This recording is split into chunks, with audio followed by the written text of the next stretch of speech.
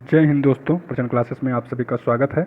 आइए घटना चक्र के सहभागिता कार्यक्रम द्वारा उपलब्ध कराए गए वीडियो में आज हम जो उत्तर प्रदेश स्पेशल क्लास चल रही है उसमें भौतिक विभाग, उत्तर प्रदेश का भौतिक विभाग देखेंगे। तो उत्तर प्रदेश की अवस्थिति आप देख ही चुके हैं, फिर से देख लीजिए। भूगर्भिक दृष्टि से ये गोंडवाना लैंड का भाग है। पठारी भाग जो कि है इसका दक्षिणी भाग है, वो प्रायद्वीपीय भाग का अंग है। ठीक है, जो भारत का प्रायद्वीपीय भाग है, तो जो उत्तर प्रदेश का दक्षिणी भाग है वो पठारी भाग है, जो कि भारत के प्रायद्वीपीय भाग का अंग है। अक्षांशीय विस्तार उत्तर प्रदेश का 23 डिग्री 52 मिनट से 31 डिग्री 28 मिनट उत्तरीय अक्षांश, जबकि देशांतरीय विस्तार 77.3 मिनट से 39 मिनट तक है, और ये पूर्वी देशांतरीय विस्तार है।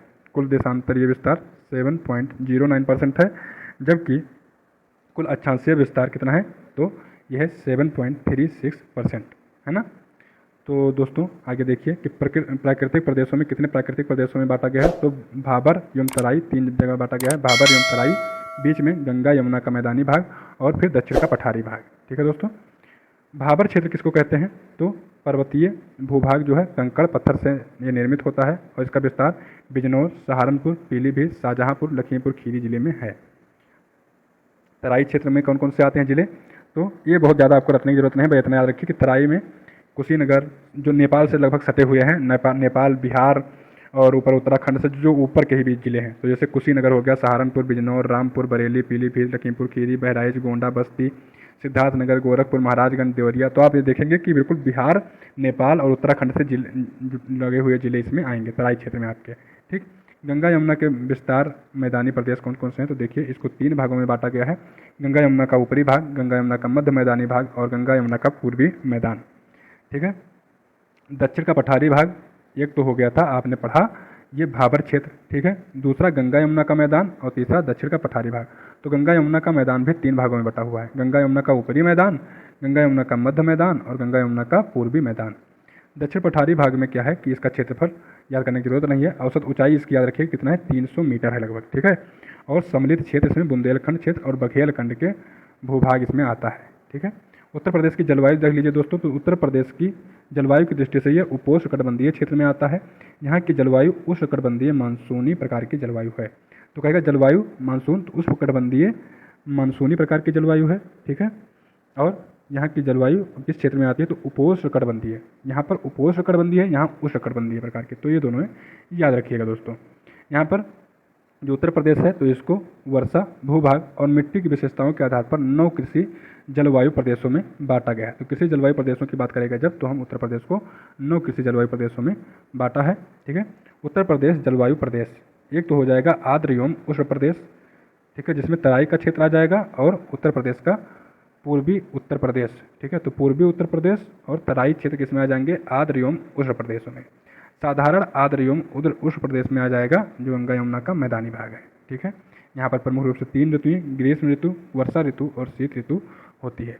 ग्रीष्म ऋतु की मुख्य अवधि मध्य मार्च से मध्य जून तक। सर्वाधिक तापमान यहाँ पर होता है मई और जून में, जो कि 36 से 39 डिग्री सेल्सियस तक जाता है, और न्यूनतम तापमान 21 से 23 डिग्री सेल्सियस तक जाता है। अधिकतम गर्मी उत्तर प्रदेश में झांसी और आगरा जिले में तथा न्यूनतम बरेली जिले में होती है। ठीक है, वर्षा ऋतु के बारे में देख लीजिए। तो इसकी अवधि जून से अक्टूबर तक है। ठीक है, जून से लेकर अक्टूबर तक। सर्वाधिक वर्षा जुलाई अगस्त में होती है। अधिकांश वर्षा दोस्तों तो ये होती है, सबसे ज़्यादा वर्षा की जब बात करता है तो ये उत्तर प्रदेश के गोरखपुर जिले में होती है। सर्वाधिक वर्षा गोरखपुर, और सबसे कम वर्षा कहाँ पर होती है, तो ये मथुरा में होती है दोस्तों। मथुरा में सबसे कम वर्षा और सर्वाधिक वर्षा होती है गोरखपुर जिले में। आप आ जाइए, हम देख लेंगे शीत ऋतु के बारे में। तो अक्टूबर से लेकर फरवरी के बीच में इसकी अवधि होती है। जनवरी माह सर्वाधिक ठंडा महीना होता है। उत्तर प्रदेश में उत्तर पश्चिम क्षेत्रों में 7 से 10 सेंटीमीटर तक की वर्षा हो जाती है शीत ऋतु में, जो कि पश्चिमी विक्षोभ की वजह से होती है। तो ये आपका कई बार पूछा जाता है कि उत्तर प्रदेश में वर्षा किस लिए होती है, तो पश्चिमी विक्षोभ के कारण होती है। ठीक है, महत्वपूर्ण तथ्य कुछ दिए हुए हैं, देख लीजिए। उत्तर प्रदेश का सर्वाधिक वर्षा वाला जिला सोनभद्र, लेकिन अभी तो मैंने गोरखपुर बताया था दोस्तों। गोरखपुर वैसे अल्टीमेटम में अगर पूछा जाएगा तो हमेशा के लिए गोरखपुर होता है, लेकिन 2021 के डाटा के अनुसार बता रहा है 2021 में सर्वाधिक वर्षा हुई थी सोनभद्र में, और न्यूनतम वर्षा कहाँ पर हुई थी, अलीगढ़ में। वैसे अगर अलीगढ़ नहीं दिया हुआ न्यूनतम वर्षा आपसे पूछ लिया केवल, तो 2021 का अनुसार जब पूछता तब यह था। अगर वैसे पूछेगा तो हमेशा लगभग मथुरा में सबसे कम वर्षा होती है और सबसे ज़्यादा वर्षा कहाँ पर होती है? गोरखपुर में। उत्तर प्रदेश की अधिकांश मानसूनी वर्षा प्राप्त होती है तो कहाँ पर? दक्षिण पश्चिम मानसून से, जो कि बंगाल खाड़ी की शाखा का जो मानसून होता है दक्षिण पश्चिम मानसून, वहाँ से सर्वाधिक वर्षा उत्तर प्रदेश को प्राप्त होती है। उत्तर प्रदेश का वह क्षेत्र जहाँ पर सर्वाधिक औसत तापमान पाया जाता है, तो सर्वाधिक औसत तापमान बुंदेलखंड क्षेत्र में होता है। उत्तर प्रदेश का वह जिला जहाँ सर्वाधिक गर्मी पड़ती है दोस्तों, सर्वाधिक गर्मी झांसी एवं आगरा में पड़ती है। तथा शीत ऋतु में उत्तर प्रदेश का तापमान बढ़ता जाता है। तो ये कहाँ? उत्तर से दक्षिण की ओर। ठीक है, उत्तर से दक्षिण की ओर जब चलेंगे तो क्या होगा? तापमान बढ़ता जाएगा। क्यों? क्योंकि उत्तर प्रदेश टोटली किस में है दोस्तों? ये पूरा का पूरा उत्तर प्रदेश आपका उत्तरी गोलार्ध में बसा हुआ है। तो जब आप, और उत्तरी गोलार्ध में भी कर्क रेखा इसको टच नहीं करती है। ठीक है, कर्क रेखा मध्य प्रदेश से होकर निकलती है, उत्तर प्रदेश को टच नहीं करती है। तो जब आप उत्तर से दक्षिण की तरफ, कर्क रेखा की तरफ जब बढ़ने लगेंगे तो उत्तर से दक्षिण की ओर आने पर क्या होगा? गर्मी बढ़ेगी, तापमान बढ़ेगा, है ना। तो ये आप सब जानते हैं। अब हम देखेंगे उत्तर प्रदेश की मिट्टी। ठीक है दोस्तों, तो जलवायु तक हम देख चुके, तो अब नेक्स्ट क्लास में हम देखेंगे उत्तर प्रदेश की मिट्टी। तो तब तक के लिए नमस्कार दोस्तों। अगर हम मिलेंगे उत्तर प्रदेश की मिट्टी, अच्छा चलिए इसी क्लास में कर लेते हैं। इसको दो भागों में बांटा गया है, बांगर मिट्टी और खादर मिट्टी। ठीक है, तो बांगर मिट्टी कौन सी होती है? बांगर मिट्टी वैसी मिट्टी होती है जो कि, देखिए, दो भागों में विभाजित किया गया है। कौन कौन से? गंगा के विशाल मैदान की न्यूनतम और उपनूतन मिट्टियाँ, और दूसरी है कि दक्षिण पठार की प्राचीन रवेदार और विंध्य शैल वाली बुंदेलखंडीय मिट्टियाँ। ठीक है, तो दो प्रकार की मिट्टी हो गई, एक गंगा के मैदानी क्षेत्र वाली और एक हो गई बुंदेलखंडी मिट्टी। ठीक, तो अब जो गंगा वाली मिट्टी है, गंगा से हमको मिलती है, गंगा के मैदानी क्षेत्र में, उसमें मिट्टी है एक बांगर मिट्टी। ठीक है, प्राचीनतम जलोढ़ का मिट्टी होती है ये। ठीक है, कांप मिट्टी भी कहते हैं। तो इन लोगों के जो नाम है दोस्तों अच्छे से याद रखिएगा, इसको कांप मिट्टी भी कहते हैं। बांगर मिट्टी जो बहुत पहले बाढ़ आती थी और मिट्टी जम गई है, बहुत दिनों से बाढ़ नहीं आ रही है, तो उस मिट्टी को कहते हैं बांगर मिट्टी। ठीक है, प्रचुरता इसमें कौन किस किस चीज़ की रहती है? तो फास्फोरस, चूना और ह्यूमस। फास्फोरस ज़्यादा होता है इसमें, चूना भी होता है और ह्यूमस भी होता है। ठीक है, कमी नाइट्रोजन और पोटास की होती है इसमें। ठीक है दोस्तों, अन्य नाम इसके क्या है? तो दोमट मिट्टी कहा जाता है, आप सुने होंगे, दोमट मिट्टी, मटियार मिट्टी, बलुई दोमट, भूंड मिट्टी और पुरातन जलोढ़ मिट्टी भी इसको कहा जाता है। उपरहार मिट्टी भी इसको कहते हैं। ठीक है, उत्तर प्रदेश में पूर्वी भागों में। अब उपरहार क्यों हो जाता है? क्योंकि जब कहते होंगे उपरिया का क्षेत्र है, जो उपरहार मिट्टी होती है, मतलब ऊंची जगह का मिट्टी होता है, तो जो बाढ़ आती है दोस्तों तो नीचे नीचे भर जाएगी।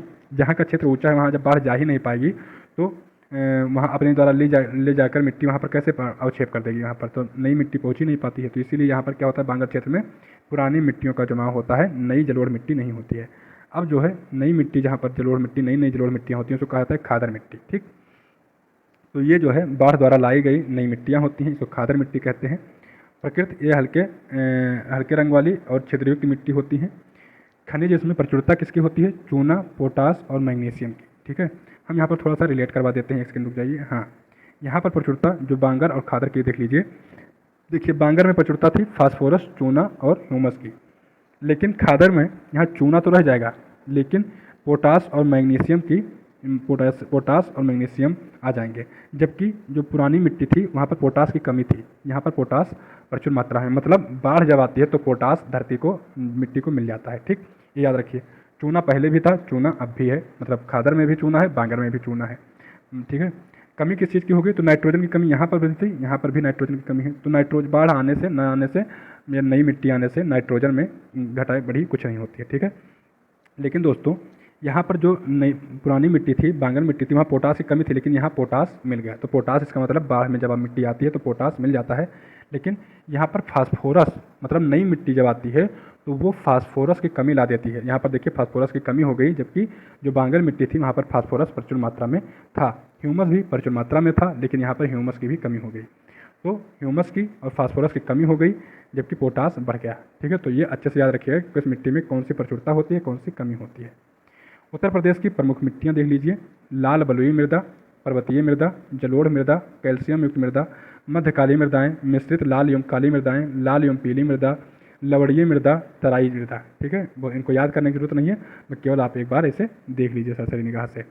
उत्तर प्रदेश में क्षेत्रवार मृदा अपरदन प्रकार, तो मृदा अपरदन जो होता है ये भी बहुत इंपॉर्टेंट क्वेश्चन है, तो ये देख लीजिए।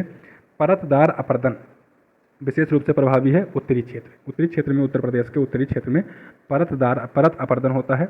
जो पूर्वी क्षेत्र है वहाँ पर परत अपरदन और जलीय अपरदन दोनों होता है। जलीय अपरदन और परत अपरदन दोनों होता है।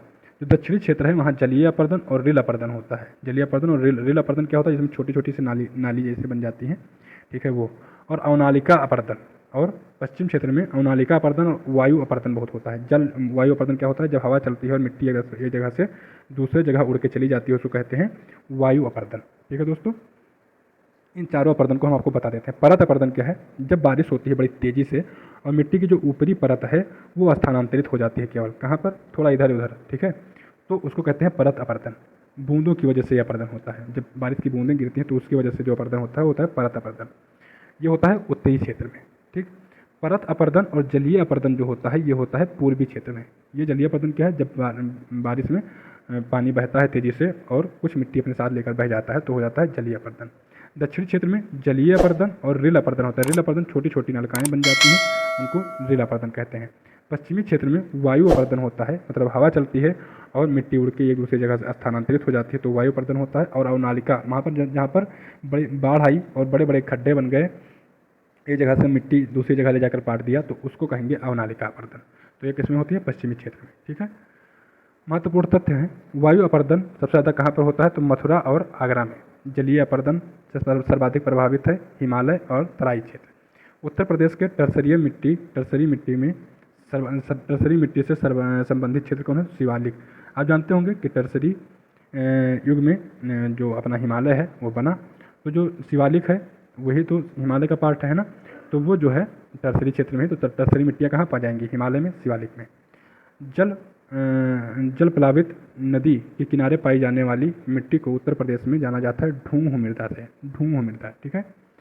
बुंदेलखंड क्षेत्र में काली मिट्टी को रेगुर, करेल या कपासी मृदा के नाम से जाना जाता है। उत्तर प्रदेश में दोमट और बलुई मिट्टी को सिक्टा, करियाल और धनका नाम से जाना जाता है दोस्तों। तो ये बहुत अच्छे से याद रखिएगा, जो दोमट मिट्टी है या बलुई मिट्टी है उसको सिक्टा, करियाल और धनका नाम से जाना जाता है। उत्तर प्रदेश में दक्षिण पठार की मिट्टियों को कहते हैं, क्या कहते हैं, बुंदेलखंडीय मिट्टी। ठीक है, तो ये क्लास हमारी यहीं पर खत्म होती है दोस्तों। अगले क्लास में हम पढ़ेंगे नदियों के बारे में उत्तर प्रदेश के। तो चलिए मिलेंगे नई क्लास में, तब तक के लिए नमस्कार, धन्यवाद।